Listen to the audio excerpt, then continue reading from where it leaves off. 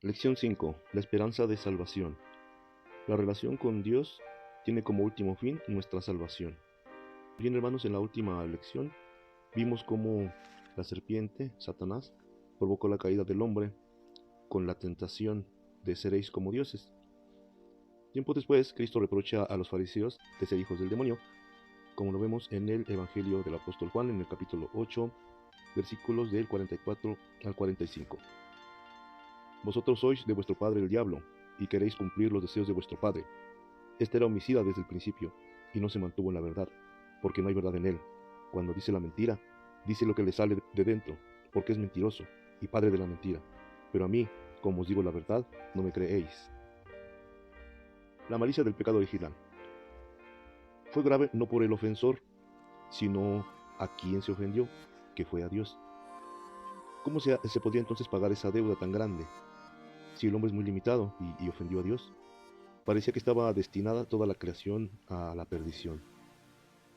Pero el Creador, en su infinita misericordia, juzgó con severidad, pero también con misericordia, y dijo a la serpiente: enemistad pondré entre ti y la mujer, y entre tu linaje y su linaje. Él te pisará la cabeza, mientras acechas tú su calcañar. Esto, hermanos, es un anuncio de que el hombre no iba a ser destruido, más bien será salvado, y entonces habrá un triunfo. Pero, ¿cómo podrá ser? Tendría que ser forzosamente con la intervención divina. Cuando Dios dice Él te pisará la cabeza, se refiere a una sola persona. ¿Quién es esa persona? Pues es Cristo, María corredentora. Junto con el Mesías viene su madre, de la palabra ipsa conteret, que quiere decir ella machacará. Este pasaje es el primer mensaje de esperanza, de salvación. Por eso se le llama protoevangelio, que en español querría decir primera buena noticia. ¿Qué es entonces la esperanza de salvación? Esta es una predicción que Dios hizo y es un compromiso de amor de Dios, y el hombre concibe lo que es el perdón, pero los efectos del pecado todavía no habían sido restaurados. En la memoria de los pueblos se conservó esta promesa de salvación, pero algunas la fueron alterando y formaron otras religiones, pero todas tienen en común esta memoria de la salvación, este recuerdo de que íbamos a ser salvados. Puesto que lo perdido solo podría recuperarse hasta que se cumpla la promesa, entonces se debe dividir la historia en antes de ser perdonados y después de ser perdonados. Por eso la historia se divide en antes de Cristo y después de Cristo. La feliz culpa. Aunque se cometió un grave pecado, esto hizo que Dios mismo se convirtiera en hombre para estar con nosotros. Esto es de gran felicidad. El deseo se hizo realidad. El hombre por sí solo no pudo reparar el tamaño de la falta. Por eso Dios se hace hombre para repararla, por medio de la humillación y el amor. Cristo no vino a ser servido, sino a servir. Cristo, cabeza de la humanidad. Desde el principio, Dios ya había designado a su Hijo para que se convirtiera en hombre y dirigiera a la creación a su último fin, que es Dios. Y vamos a ver qué nos dice la carta a los Romanos en el capítulo 11, versículo 35.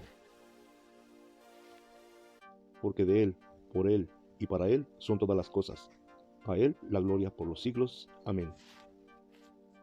Y la primera carta a los Corintios en el capítulo 8, versículo 6.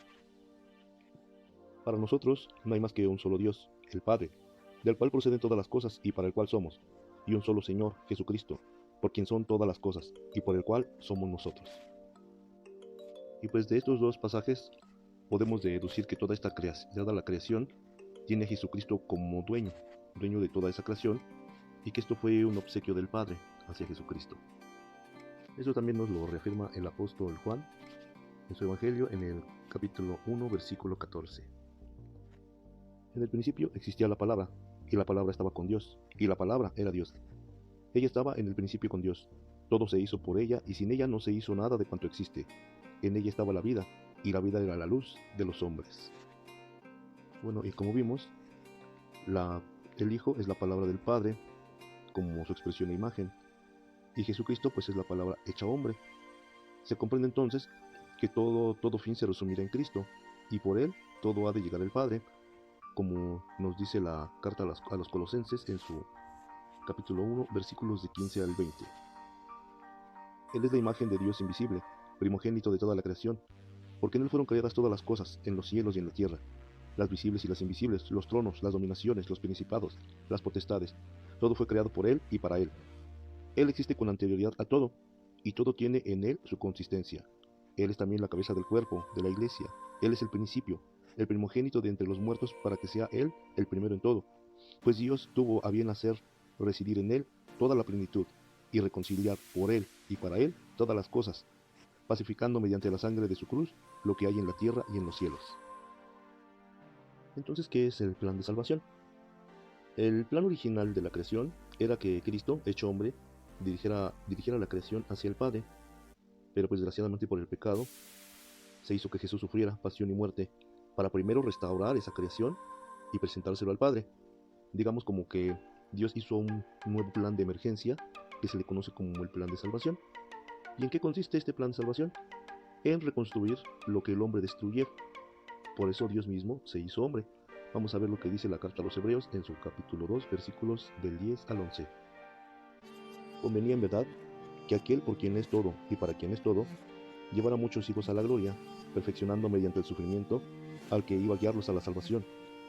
Pues tanto el santificador como los santificados tienen todos el mismo origen.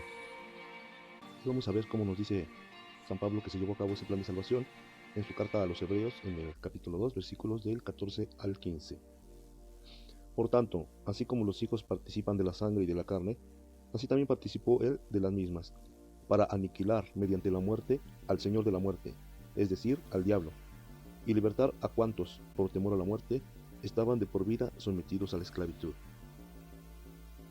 Nuestra dignificación en Cristo. Dios, al hacerse hombre, en la persona de Jesucristo, elevó a la humanidad, porque ahora entonces uno de nosotros se encuentra ya en el seno de la Trinidad Divina, o sea, es el primero entre muchos. Vamos a ver cómo nos lo explica San Pablo en la carta a los Romanos, en el capítulo 8, versículos del 28 al 32. Por lo demás, sabemos que en todas las cosas interviene Dios para bien de los que le aman, de aquellos que han sido llamados según su designio, pues a los que de antemano conoció, también los predestinó a reproducir la imagen de su Hijo, para que fuera Él el primogénito entre muchos hermanos, y a los que predestinó, a esos también los justificó, a los que justificó, a esos también los glorificó. Ante esto, ¿qué diremos? Si Dios está por nosotros, ¿quién contra nosotros? El que no perdonó ni a su propio Hijo, antes bien le entregó por todos nosotros, ¿cómo no nos dará en él graciosamente todas las cosas? El nuevo Adán. Adán fue hecho a imagen y semejanza de Dios, pero pecó. Jesús también está hecho a imagen y semejanza de Dios, pero él no pecó, lo que lo hace perfecto. Por lo tanto, el cristiano se va perfeccionando conforme más se vaya uniendo a Cristo. Vamos a ver qué nos dice el apóstol San Pablo en su carta a los Romanos, en el capítulo 5, versículos del 18 al 19. Así pues, dice el apóstol, como el delito de uno solo atrajo sobre todos los hombres la condenación, así también la obra de justicia de uno solo procura toda la justificación que da la vida. En efecto, así como por la desobediencia de un solo hombre todos fueron constituidos pecadores, así también por la obediencia de uno solo todos serán constituidos justos. Y vamos a ver también cómo nos dice el apóstol Pablo en su segunda carta a los Corintios, en el capítulo 3, versículo 18. Mas todos nosotros, que con el rostro reflejamos como en un espejo la gloria del Señor, nos vamos transformando en esa misma imagen, cada vez más glorioso. Así es como actúa el Señor, que es Espíritu. El poder temporal del demonio. El poder del demonio no fue anulado, solo disminuido, y entonces aprovechará todas las debilidades para hacernos caer. Solo hasta el final será aniquilado. Vamos a ver qué nos dice la primera carta de Pedro, en su capítulo 5, versículos del 8 al 10. Sed sobrios y velad. Vuestro adversario, el diablo, ronda como león rugiente, buscando a quien devorar. Resistidle firmes en la fe, sabiendo que vuestros hermanos que están en el mundo soportan los mismos sufrimientos. El Dios de toda la gracia, el que os ha llamado a su eterna gloria en Cristo, después de breves sufrimientos, os restablecerá, afianzará, robustecerá y os consolidará. El auxilio de Dios. Dios hubiera sido muy injusto si no nos diera el modo de defendernos. Por lo tanto, nos manda pruebas para que podamos superarlas y ser mejores. Vamos a ver qué nos dice la primera carta a los Corintios, capítulo 10, versículos 13 y 14. No habéis sufrido, expresa San Pablo, tentación superior a la medida humana, y fiel es Dios, que no permitirá seáis tentados sobre vuestras fuerzas. Antes bien, con la tentación os dará modo de poder resistir con éxito. Por eso, queridos, huid de toda idolatría. Y vamos a ver qué nos dice en la segunda carta a los Corintios, capítulo 12, versículos del 7 al 10. Y por eso, para que no me engría con la sublimidad de esas revelaciones, fue dado un aguijón a mi carne, un ángel de Satanás, que me abofetea para que no me engría. Por este motivo, 3 veces rogué al Señor que se alejase de mí. Pero Él me dijo, mi gracia te basta, que mi fuerza se muestra perfecta en la flaqueza. Por tanto, con sumo gusto, seguiré gloriándome, sobre todo en mis flaquezas, para que habite en mí la fuerza de Cristo. Por eso me complazco en mis flaquezas, en las injurias, en las necesidades, en las persecuciones y las angustias sufridas por Cristo, pues cuando estoy débil, entonces es cuando soy fuerte. Por tanto, nuestra vida, hermanos, es una lucha sin descanso entre el bien y el mal, pero no estamos solos. Mientras estemos en el estado de gracia, podemos invocar ese auxilio de Dios. Vamos a ver qué nos dice el apóstol Juan en su Evangelio, en el capítulo 15, versículo 5. Porque separados de mí, no podéis hacer nada. La ayuda de María. Es un auxilio muy eficaz, la llena de gracia nuestra Madre, auxilio de los cristianos, refugio de los pecadores. Podemos invocar a nuestra Madre María también para ese auxilio. Nuestra marcha hacia el Padre. Caminamos hacia Dios en busca de su promesa de una felicidad eterna, que fue para lo que fuimos creados. Nos apoyamos en su promesa divina con la esperanza de la gloria eterna. Resumiendo, la malicia del pecado original alcanzó la gravedad de una ofensa hecha a Dios, es decir, a un ser infinito. Por consiguiente, ni un hombre solo, ni todos los hombres que han existido juntos, hubieran podido satisfacer la injuria cometida. Solo la infinita misericordia de Dios habría de poder reparar la falta. De hecho, Dios prometió a Adán y Eva un Salvador y la salvación. Al mismo tiempo predijo a la serpiente, el demonio, que ese Salvador y su madre le machacarían la cabeza mientras ella les acecharía. María Santísima es la Inmaculada Concepción, porque Dios la concibió en su mente, pensó en ella purísima y victoriosa sobre Satanás en aquel momento decisivo para la humanidad.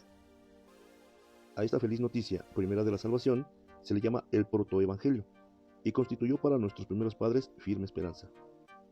Jesús, el Hijo de Dios hecho hombre, es el Salvador anunciado, para cuya salvación en su persona se unieron las dos naturalezas, la divina, que dio valor infinito a la redención, y la humana, que hizo posible que Dios sufriera. Así Jesucristo es el hombre perfectísimo, en el que no pudo haber defecto, y el Dios con nosotros, que elevó a la humanidad a un nivel superior a aquel en que fuera creada. Se hizo realidad el seréis como dioses, engañoso del diablo, en Cristo, Dios y hombre de verdad. Reflexiones personales. ¿Has sentido tu semejanza con Jesús, siendo ambos hombres? ¿Has adorado a Jesús, siendo tu Dios, y has confiado en Él, siendo a la vez tu Salvador, tu hermano, tu amigo? ¿Has buscado a María, Madre de Cristo y Madre nuestra, no tan solo como auxilio, sino también como modelo a imitar? ¿Acostumbras llegarte al pie del sagrario para platicar con Jesús sacramentado acerca de tus proyectos, de tus planes y trabajos? Resolución. Señor Dios y Padre amantísimo, que nos has elevado de la miseria humana a la santidad por la redención de tu Hijo Jesucristo, ayúdame a sentir la dignidad de ser hijo tuyo y hermano de Él. Gloria a Dios.